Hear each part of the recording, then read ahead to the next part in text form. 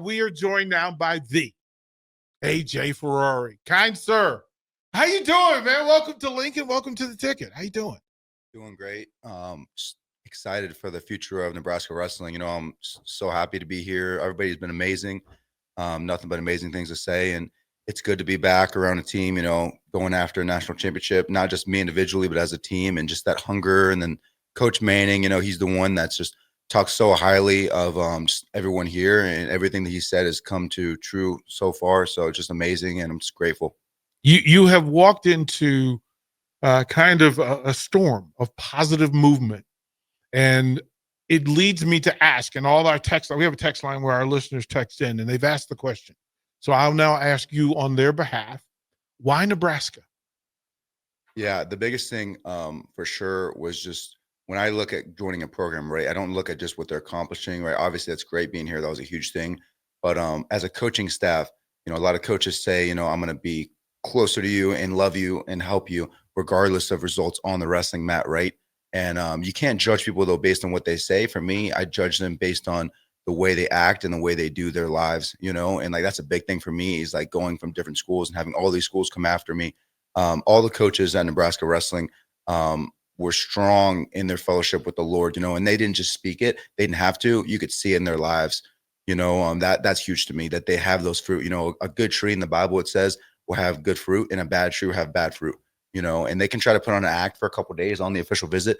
But from talking to their guys, and honestly, I almost came back. I don't know if you guys know this, back in 2019, when I took my official visit here, it was about the second school on my list. I ended up staying close to home, going to Oklahoma State. But man, just amazing what they got going on here with Coach Manning. And the fact that they have one thing that speaks truly of how, strong and how good the coaching staff is that they haven't had the biggest number one recruiting classes. They've had some of the not as good number 5, number 4, number 3 recruiting classes, and been able to take second, and beat teams, and surpass them that have better recruits. That shows that they're helping their guys grow, not just in their wrestling, but in their lifestyles. AJ, it is interesting. And I full disclosure, I told the listeners there's zero chance that I could get you to delve into all the things that you need to talk about for folks to know who you are. Right. And the wrestling part, easily trackable. But you and your faith, you and your guidance, you and your boundary, you and your discipline are so important to you. And as a coach, it's this thing that resonates with me is how hard does somebody do the things that aren't pleasant? How disciplined are you? Where does that come from for you?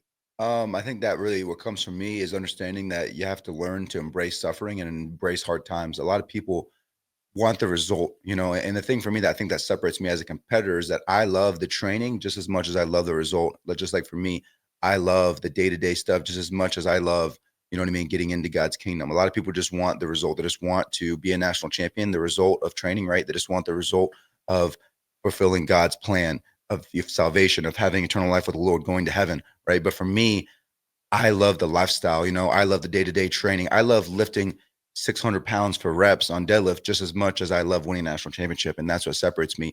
I love preaching and helping people grow in their faith, doing wrestling camps, bringing kids to Christ that don't truly have that in their house. Maybe some of them, just as much as I love my salvation, because that is a part of it, so that's big for me. And I think that that's just something that's amazing here. And I'm just grateful to God to have the opportunities. And when the parable of the talents, when God gives you more, you're expected more, so that's big for people to understand. I always tell people at my camps, the worst thing in life is wasted talent. You look around in our generation, there's so many people that could have been, should have been, would have been this, but they decided to take the easy route and they decided to not take the path less taken, but that's one thing that my dad always grew me up with is like a lot of what you're seeing is just like the way my dad grew me up and my brothers is why you see them. My brother Angelo wrestling in Iowa, being the 184 pounder, being number 1 in the country right now, me being number 1 in the country at 285, my brother Anthony, going to be top in the country at 165, it's just the way that we were raised with that work ethic and then the true faith in the Lord, and my dad didn't have to preach it, but he lived it by serving my mother, by always putting my mother first, in every aspect of life. And then just the work ethic of like, you always find a way to succeed. There's always a way to find an excuse. And there's always a way to find a way to succeed. Well, that is the gospel, that you can make a way. You can make an excuse. Waymakers usually stand at the top of the podium. That's how that works. It is a thing. You talked about your dad, and I'm around the UFC circle enough that I know your dad is a dude.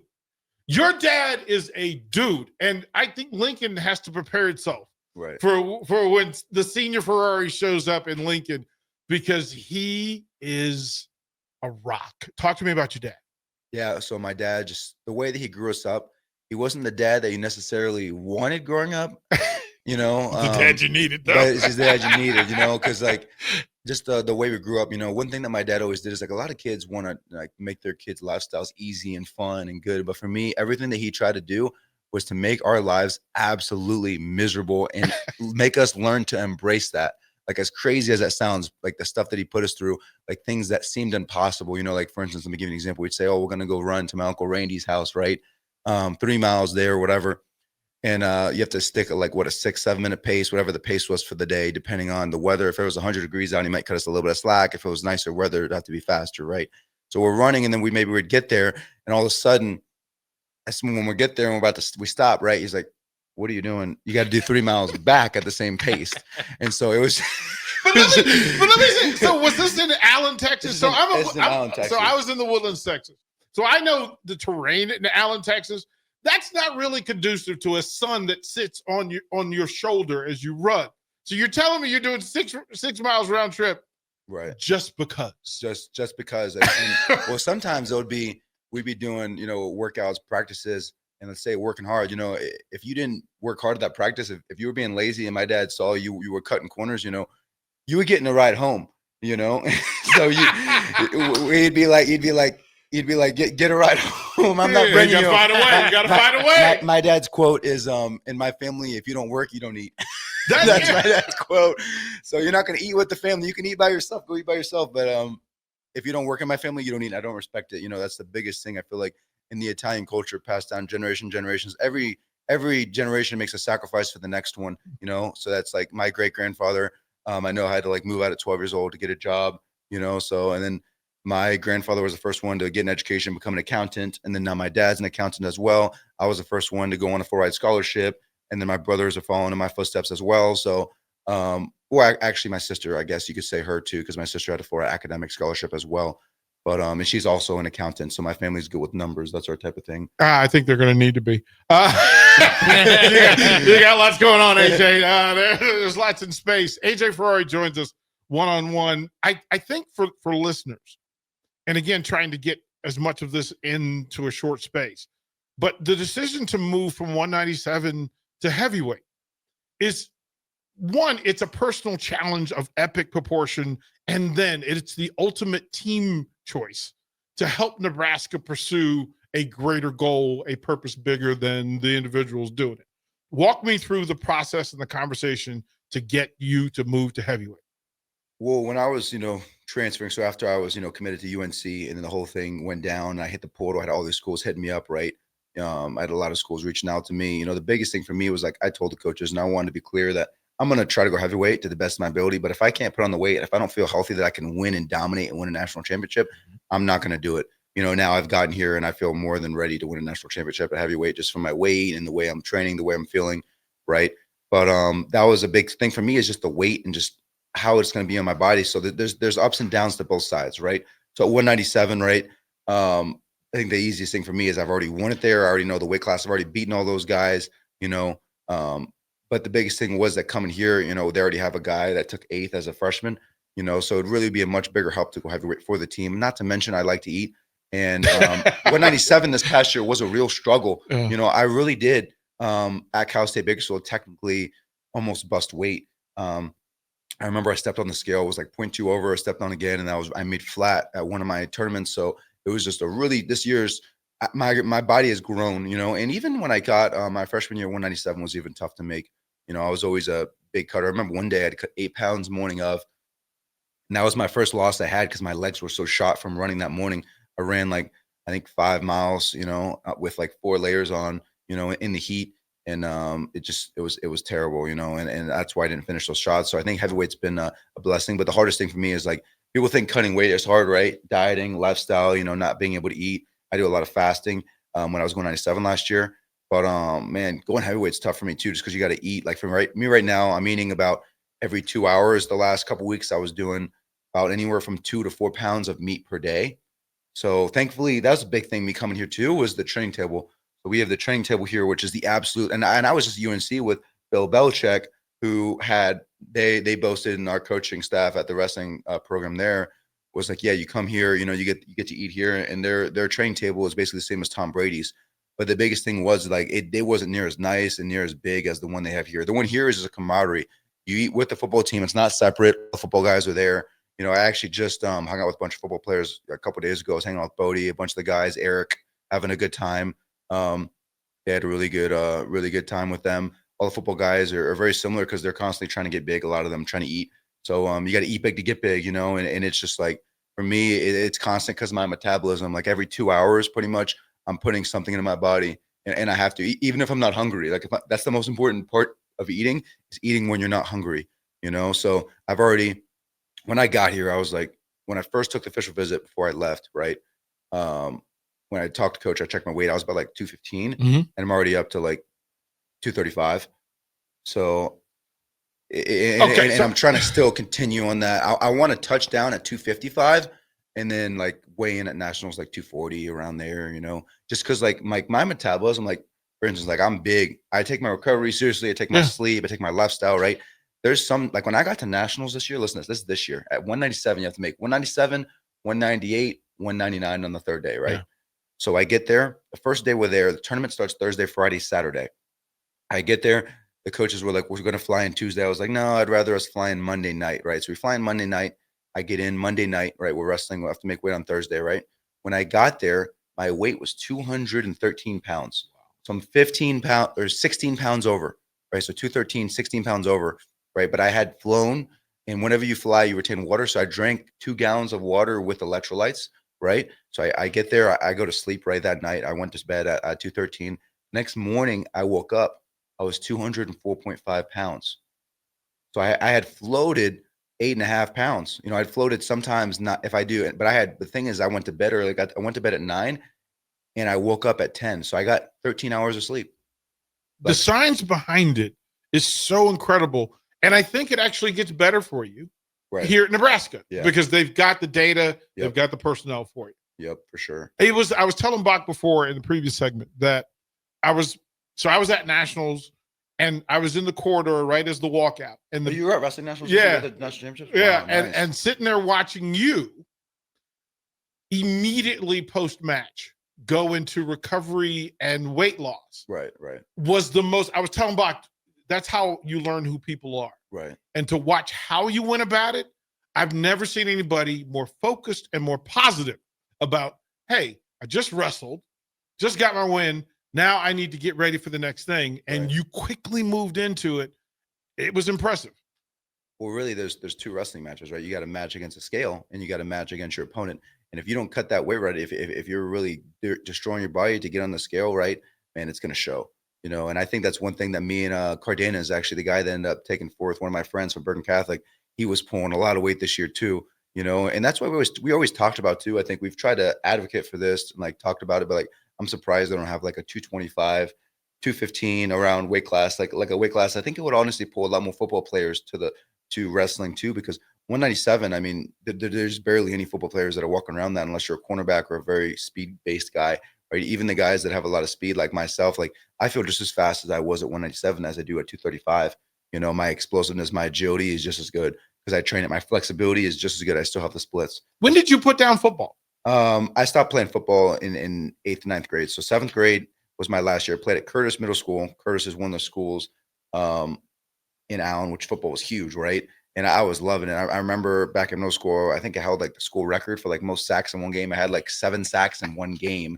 I was like off the charts. They're having me play like middle linebacker, but like pretty much every other play, they're having me just like blitz around the corner and just get to the quarterback. And I was lighting people up on the field. You see Matt Rule dialing right now. Coach Rule's like, hey, just a couple of plays. Like we'll protect him, but especially he's walking around at 240, it's going to be a problem. AJ Ferrari joins us. I wanted to get into, you were talking about the weight transfer, the transformation of your body within you and staying within your disciplines. That going from 197 to currently 230 plus, ultimately 255, and then back down to 240. the amount of consumption that's going to be required and good consumption. You need good nutrition. So walk me through. You said all these meals in a day. What are you eating? Well, usually for breakfast, what I've been doing is about a dozen eggs a day. And then I'll do like some turkey bacon for that. And then for my carbs for breakfast, depending on the day, it'll usually be some sort of type of waffles. But for the waffles, I try to stay away from like enriched wheat flour, those type of things that are enriched with all this other extra stuff that's added, right? So usually what I like to do is almond flour or some type of flour that's actually healthier, right? A good source of carbs.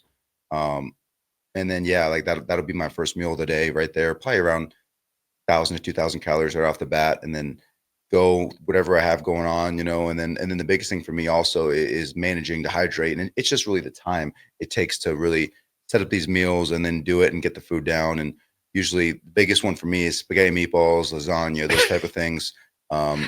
I eat as much as I can for 2 hours and then take a break, do homework, do some schoolwork, maybe go lift, right? Come back and get back at it again. How many workouts a day are you currently doing? Right now, it's at 2 times a day. Right now, twice a day. So something in the morning, some sort of type of, usually in the morning, lift, flexibility, mobility workout, speed work, something like that. And then in the afternoon, usually wrestling practice, depending on the day. But during the season, it's usually 3. But usually the third workout is usually some sort of type of recovery. So it's usually some sort of type of either stretching, maybe a cold plunge, something like that. But I usually did the cold plunge more for weight management. So it's a whole change now with me going up. Everything's kind of changed versus it used to be controlling my weight and really keep my weight at a level playing field.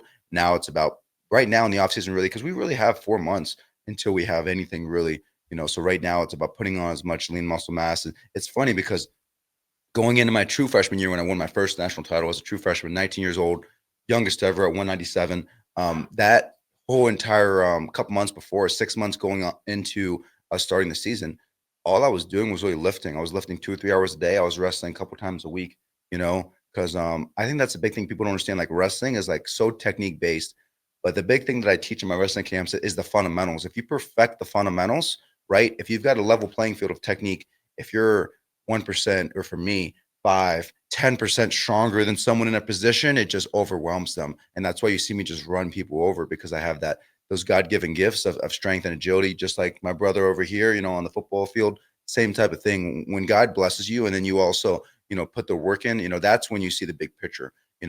Faith without works is dead, but you have to have both. And you have the faith and you have the works. It's a beautiful picture. And that's why people see it and they're like, wow, this guy is just the flexibility, the splits, the mobility. It's a combination of the training and then the lifestyle since I was a kid. That celebration, the splits. Listen, it is iconic. It is iconic. And folks, if you haven't seen AJ hit the splits, first of all, a man of his size, he talked about flexibility. I'm going to go ahead and give him his flowers now, because my hamstrings hurt just watching AJ hit the splits. Is that going to be the celebration that you use this year? Oh, we'll see. It's a surprise. It's a surprise. This year is a surprise. See, they told me. It's a surprise. They told me to ask. We're going to change it up a little bit this year, so it's going to be something interesting. I have a good idea going on, so it's going to be really fun. I think everybody's going to love it. Well, I think that you're trying to be organic in all that you do. You mentioned the bottled water. Last bottled water. Yeah, see that one. Water. Like to find out to get you some space in it. I think the wrestling room changed with your addition, and I think people miss in the transfer portal that money couldn't have been priority one for you. It couldn't have been, because you could have got more money. You could have gone other places. Right. But you chose Nebraska because that wrestling room is a place where magic happens, where development is happening, character away from the mat happens. You now change the heavyweight division. You change the end of that card, right? So on the nights when, you had Silas Allred, you had guys at the end of the Christopher Mento, and then you hit, Young Turk, you got the big slammer at 197 who's going into his sophomore year, and then you have a national champion. It changes the way. Is there Penn State fear? Is there too much respect? Or is this the target and it must be achieved? Like you have to bring them to your level or go to theirs? I think for me, it's always about, just performing, having fun, enjoying it. I think the biggest thing that separates me is I enjoy competing. I enjoy it. You know, like a lot of guys like, man, there's a lot of pressure, 8,000 people watching you compete. If you lose, you got sponsorship deals, you got NAL deals, you got all the stuff going on. But for me, it's about enjoying it. And, you know, just like you talked about a couple seconds ago by talking about NAL, you know, that's a big thing that we see is like Bo Bassett leaving Iowa with allegedly he was getting $1 million a year, 4 million. Allegedly he was getting $1 million a year for 4 years, $4 million, and he's leaving because I don't want to be around people that I don't feel comfortable with. I always tell people, this is a good quote that I like to tell people, that people, I'm not the first one to say it. I'm sure someone else has said it better than me or differently, but I don't like to feast with people I wouldn't starve with.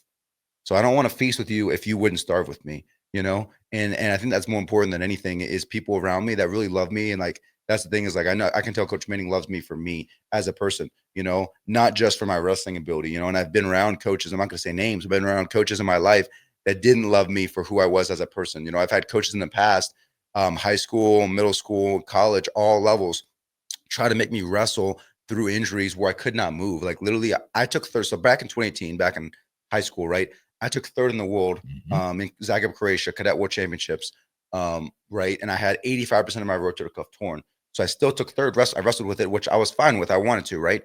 But now I'm in, let's say later or before, I had another injury, right? Another injury of some sort. And pretty much it was like to the point where I could not move that that limb. Like literally, let's say you have a torn knee, I could not bend my knee. I have a torn shoulder, I could not move my arm. And they were trying to get me to wrestle with an injury. And with the doctors they had around me, they were trying to basically say to me, you know, there's a chance that you can wrestle with it. But what they didn't tell me is that there's a chance that you could lose all type of power in that side of your body for the rest of your life. That could alter my career, not just in wrestling. Because listen, I love wrestling, but like my career is not just wrestling. It's also MMA. It also could be, who knows, me trying to go to the NFL. You know, I'm an athlete where I could do a lot of different things. You know, I run a 4.6 40-yard dash at 225 pounds. I got a 36-inch vertical jump. You know, I could do a full split. I'm an all-around athlete. So like for me, I love, just for me, competing, competition. But like for me, the biggest thing why I didn't play football was that there was no one-on-one aspect. I don't like letting someone else, you know, it's hard for me to let a quarterback or someone else be able to control my destiny. I like saying it's all on me. If I put the work in, it's going to show. If I don't put the work in, it's going to show. You know, if that makes sense. That's why wrestling's so great, because it's an individual sport, but it's also a team camaraderie at the same time. So you can show it, and you have to first, you know, show it. You can't just preach if you're not living that yourself, you know? Well, your discipline carries over, and it's obvious that it shows. I think the big part of it in that room where national champions and all Americans are everywhere, everybody you And then Olympic champions, Jordan right. Burroughs, right, of all calibers. Well, I mean, when you're talking about wrestling, that Burroughs is in the GOAT conversation for you, who are the folks that you look at and say, I need to be that and better? Well, for me, I think for a long time, I did idolize a lot of wrestlers. I idolized people in my life, you know. And for now, really, I don't idolize anyone anymore. The only person I idolize is Jesus Christ. That's it.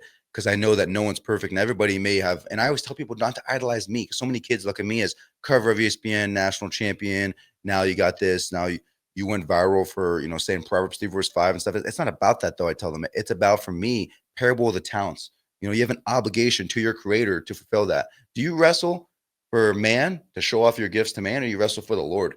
You know, and that's what's really important for kids to comprehend, is like, they look at me as bigger than life. I have all this power, but like literally we are just vessels, and like God has given me everything back tenfold.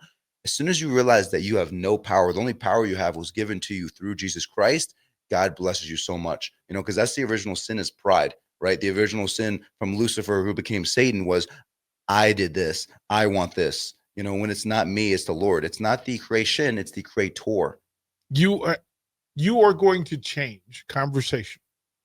You're going to change action, but you're going to change conversation, because your faith is strong, your faith is deep, and it's real. And some folks will be uncomfortable by it.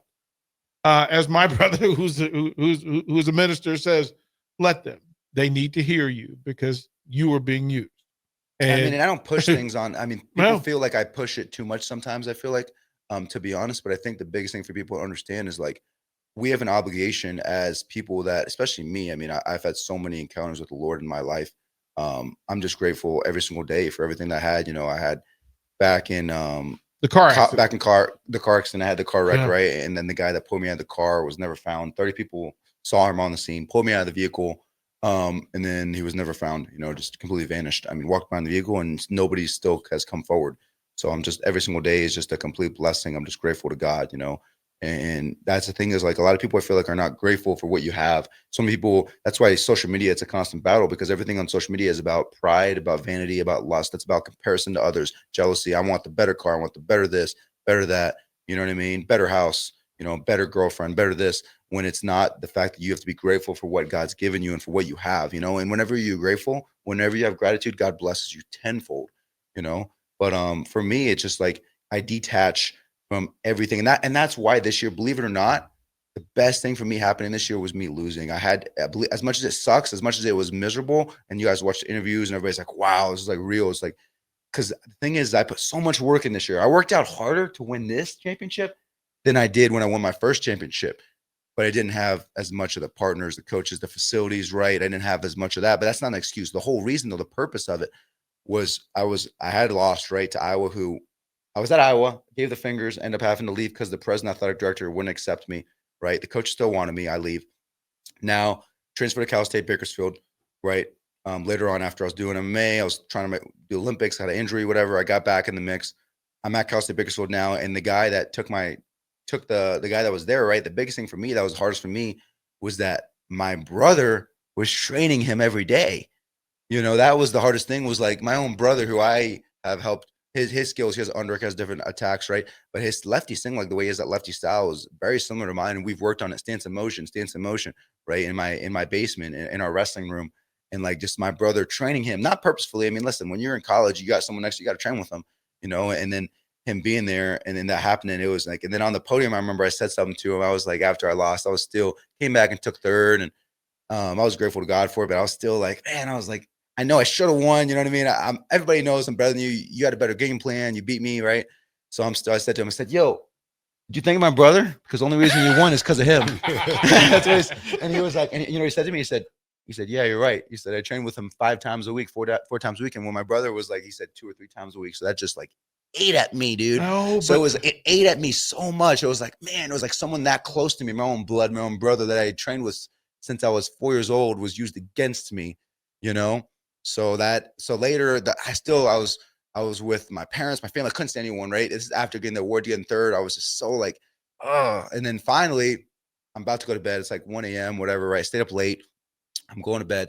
I remember I was on like the 24th floor, right? And I look out, and I remember, I think of the Bible verse. This is why it's so important to read the Bible and really understand and comprehend it, and apply it to your life, right? So I thought of this verse, and I thought about whenever Jesus was fasting for 30 days, and he was tempted by Satan, right? He took him to a high mountain peak and showed him all the kingdoms of the world and said, you could have all this, right? And then basically what Jesus said to him was, you shall not tempt the Lord your God. And I was like, man, I have such an attachment to this trophy, to being a 2-time national champion, to being the greatest American wrestler ever, right? And it was like, just let it go. There's bigger things. This has nothing to do with my salvation and eternal life with the Lord. This is a physical commodity. There's bigger things to life than this. It's all about the Lord, you know. And I just pictured the trophy, like, and I just let it go. Isn't that amazing? And I think the evolution of AJ Ferrari will be a better story, a greater story than the wrestler. I think you, the man, how you evolve in this thing is going to be the story. And look, we're looking forward to being a part of it, because we want to cheer you on. We want to support you, elevate you, amplify you. I know you're busy. I'm going to let you get out of here, but I'm going to say thank you again. I know. One question. Go ahead, No Black problem. Shirt. I got a couple more minutes. I got like 10 more minutes. Okay, We can go ahead, to Black Shirt. 1:30. Who is Mr. Fast Twitch? What is that? What is So that? whenever I was younger, right? Everything when I was younger, I was a different kid. I was like a weird kid that was like, everybody knew me. I went to Allen High School, huge high school, 600 people in my graduating class. Growing up, everything was like, I didn't get a phone until I was 17. All I grew up with was God Family Wrestling, right? So a long story short, pretty much, whenever I was younger, everything about me was about having the longest wingspan versus my height, the highest vertical jump, being the quickest, having the best agility, right? So basically, I started getting obsessed with fast twitch muscles, because there's slow twitch and there's fast twitch. And so my uncle Randy was like, you're so obsessed with it. So we do pull-ups, right? Everybody be like, oh, do perfect form, like bodybuilders. My dad, since we were kids, would have us do swinging pull-ups, swinging fast twitch, everything, push-ups, not perfect form, fast twitch, as fast as you can do them, as quick as you can do them, all for that explosiveness, for that fast twitch muscle fibers, right? So basically, my uncle was like, you're so obsessed with fast twitch and you're so explosive, you know, you're Mr. Fast Twitch. and it just stuck with me, and that's why, that's how I tapped into it. I mean, if you look, I remember 14, 16 years old doing weighted pull-ups fast. Everybody's like, oh, you're swinging, not perfect form. But it's like, as long as you have form where you're not getting hurt, we're not getting injured, and you're working those fast twitch muscles, that's the biggest thing too, is like, and it's not always going to be perfect. Like, everybody thinks everything has to be perfect in the weight room. Like, someone sees me deadlifting 675 pounds and they don't see I don't have perfect form. I have good form. I don't get injured, but they don't also see all the flexibility, the mobility, the lifestyle, and that's the biggest thing I think that separates me, is like me being, and studying this, like being a kinesiology major, applied exercise science, studying the body, that's the big thing that separates me from my opponents, is like, I understand how to like warm up, how to activate my muscles, how to train beforehand, how to activate my muscles to get the maximal weight on the bar and stay healthy. And then also how to warm up for wrestling, my hip mobility, my shoulder mobility, just all my joints in my body, and then recovery, so it's just like, I'm always, and the thing that I always tell people was like, I'm always trying to evolve and get better. Like, that's a big thing that I always do, is like, when I won my first national championship, I was eating fast food, going to bed at 2 a.m., not getting any recovery, and now I've kind of, dealt with the repercussions of that with like these lagging injuries. Like, I dealt with turf toe, from a lagging injury, from not getting recovery. So now it's like the opposite of the spectrum, being 23 versus being 19, and me wanting to do this till I would like to fight and wrestle till I'm like hopefully 40 years old, just because I love it. And I feel like I can do it. I mean, my dad's 50 and he still looks like he could beat people up, and he's all natural too. He's not like all these other dudes that are all juiced up on test, TRT, nothing against that, but he's completely natural. He doesn't take anything, It's crazy. I've seen videos of your dad working out. All natural. He's dealt with some injuries himself, because like I tell my dad, it's like, man, like, you're 50 years old, bro. You can't be putting up 400 pounds on the bar and bench press, especially since you're not on test, you're not on TRT, you're not on HGH. Like, you're completely natural. Like, your body is not the same. Like, you got to tone it down a notch. And finally, he finally started taking it down a notch. Now he's doing like the last couple of years, he's doing like these prison type of workouts that are insane, where he does like 500 reps. So he does like 25 push-ups, 25 pull-ups. And like, I do his workouts and like, I'm dying. And I'm like, I'm in college chasing winning my second national championship. And this dude's workout is insane. His workout is so fast paced. It's like cardio. So like, but he doesn't even do any cardio. His cardio is the training. So he'll do like 25 dips, 50 dips, 25 push-ups, 50 push-ups. And he does like, at the end of the workout, he'll do like 100 to 200 push-ups, like halfway like this, but it's just like so intense because it's so many reps. And I'm like, by the time you finish, you can't even push an inch up. When you see AJ's dad at the Vantage Center, just shake his hand. Just shake his hand. Just shake his hand. Introduce yourself and shake his hand, because dude's a problem. A couple of things from the text line, so you can I want you to know how you're landing and how you're being received. John and Cortland says, thank you for coming here. You definitely make Lincoln a better place. He says, tell them what they can't do. See what happens. He goes, I love that you still do that. Cubsker is saying, preacher, brother, God is so good. Scaper says he's pumped. He's absolutely pumped. He also has a picture suggesting you playing linebacker for Matt Rule. So like that, that is the full thing. Like, and, again, you're in the room with one of the goats. So there's a thing to do. Bach, do you have anything for it? Because I don't want to hog all of it, because I know you've been sitting here. I just want to get your initial impressions of Lincoln, because I don't know, that's kind of fun. We got the 4th of July coming up. I see your hat. How's the first couple days in Lincoln been for you? It's been amazing. I think it's nice because it's like you get like a little bit of like a small suburb city feel, but there's not like a crazy like nightlife scene where it's like a bunch of distractions. I think that's important too. Like, coming from Cal State Bakersfield, I remember like driving around downtown. Like, Cal State Bakersfield has like a lot of like, there's like some bad areas, like some areas where it's like you don't want to go in there. And I was always going to those areas often to get gas, because gas was the cheapest there. Because in California, I drive a truck. I drive a 2024 Toyota Tacoma. And basically, a long story short, pretty much the gas prices go from about $5.25 a gallon to about $4.50 for premium, because I put premium in my truck. So yeah, I was going down those alleys to get the better gas for the better price. So nobody really messed with me. I think that I usually, for me, I think the biggest thing is like, I don't like live my life in fear. I trust in the Lord, but I also don't tempt God. Fear of God is the beginning of knowledge. So that's that big thing for, I think, a lot of people, is like, you have to respect God. You have to understand and respect him, that, hey, I understand that I can do certain things, but that doesn't mean that I'm going to test God. I understand that I'm a great swimmer. It doesn't mean I'm going to go in the middle of the ocean and go swim with no one watching me. So you don't tempt God, and God is using me, I think, as a vessel to show his strength, to show that, all of us individuals have no power. The only power we have is in Jesus Christ, our Lord.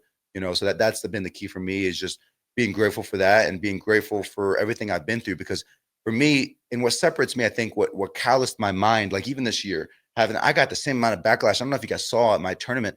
The first time I walked out from my quarterfinals match, everybody was booing me. The whole Penn State, it was insane. It was like probably close to a couple thousand people were booing me, yelling things at me. Like they were yelling personal stuff. I'm not even gonna say what they were saying, really crazy stuff. And like, I remember part of me, like I almost gave my flash. I went like this, and I went like, I want to hear it more. And then I just went on and did my match. Like old me was just like, would just given into that and said stuff back. But like, I think the biggest thing was just like learning that you have to absorb that, and you can't beat evil with more evil. People in this world think that you can beat evil with more evil. The only way to beat evil is with good and with righteousness. Light beats darkness. You can't beat darkness with more darkness, So that was the biggest thing that calloused my mind. And then being grateful for this stuff, for not just the love, but also the hate, because just as it says in the book of James, and I would do this year, we would do cold plunges, freezing cold, miserable, 31 degrees below freezing, 10 buckets of ice. We would go, and my record, by the way, is like 8 or 9 minutes. I usually would do 5 to 7 minutes, depending on the day. Your fingers would be tingling. You can't go more than 12 minutes. 12 minutes is the max, 31 degrees, right? And then during that time, we usually would just, during that time, memorize Bible scriptures. So I had these men, Mr. Sean Cross, right? Mr. Larry Morgan. And I would say, read me the book of James, and I would memorize it. James, servant of the Lord Jesus Christ, count it as pure joy, my brothers and my sisters, whenever you face trials and tribulations of many kinds, knowing that those trials and those tribulations will allow your faith to become mature and complete, lacking nothing. So it's like, that's the huge thing for people to understand, is like, so many people go to these pastors and these preachers that preach, you serve the Lord, you're going to get all these blessings, right? But that's not what it's about, though. It's about serving the Lord regardless of that.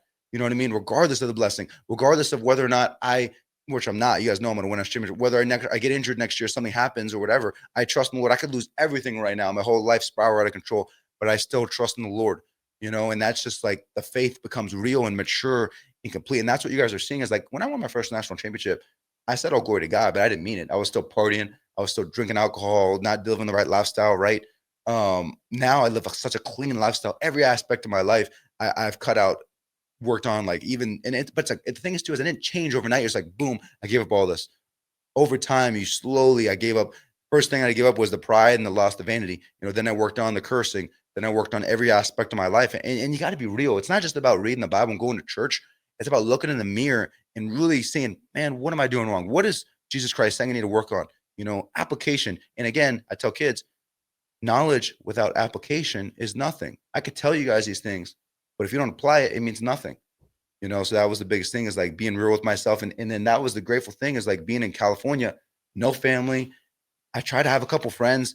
All my friends would be friends for a couple weeks, and then they're trying to pull me to go drink alcohol, go party. It's like, you're not a friend I need to have around me. You're not in the same lifestyle. You're not trying to accomplish the same things as me. So that was a big thing, is like, God had to isolate me for me to learn these things and really like be grateful for these things. You have to learn these things, and it's better off I learn these things now than I have to, have eternal separation from the Lord. You cannot know who you are until you know who you aren't. I'm going to ask you one final thing. I'm going to ask you to give Husker fans, Husker Nation, give them a statement from AJ Ferrari on what they can look forward to this year at Devaney Center, Husker Wrestling.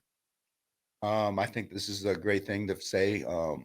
For sure, is one thing I would like to say, and that is, there is a big red Ferrari coming through, and he's going to be finishing out every single heavyweight match. And let's go. I'm fired up, not just for the wrestling, for football, for all sports. We're locked in. Our women's volleyball team, women's soccer, everything. The big red are coming. And there's a big red Ferrari driving downtown. I have a feeling that actually is not far from happening. Oh, that's good. AJ, thank you, brother. And this is the first of many. This is the first of many. And welcome to Nebraska, man.